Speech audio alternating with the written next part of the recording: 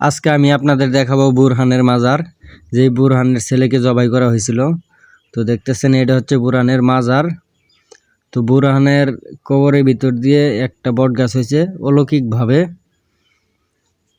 হযরত মীর বুরহানুদ্দিন ছিলেন বাংলার তৎকালীন একজন মুসলমান। তার একটা পুত্র সন্তান জন্মগ্রহণ করিলে মানত স্বরূপ তিনি একটা গরু কুরবানি করেন। কিন্তু হিন্দু রাজা পরশুরাম গরু জবাই করার অপরাধে তার শিশুকে বলি দেয়। তখন তিনি আল্লাহর দরবারে বিচার প্রার্থনা করেন। তার দোয়ার বদলে হযরত শাহ সুলতান বলখি মাইসাওয়ার রহমতুল্লাহ আলাই এখানে আসেন। আসার পরে যুদ্ধ ঘোষণা করেন। যুদ্ধ ঘোষণার পরে হিন্দু রাজা পরশুরাম হত্যা হন। তারপর থেকেই হযরত শাহ সুলতান হযরত বুরহানুদ্দিন এখানে শায়িত আছেন।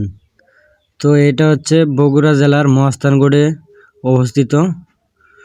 এরকম শাহ সুলতানের একটা মাজার নেত্রকোনা জেলাতেও আছে, তবে এটা হচ্ছে অরিজিনালি শাহ সুলতানের মাজার।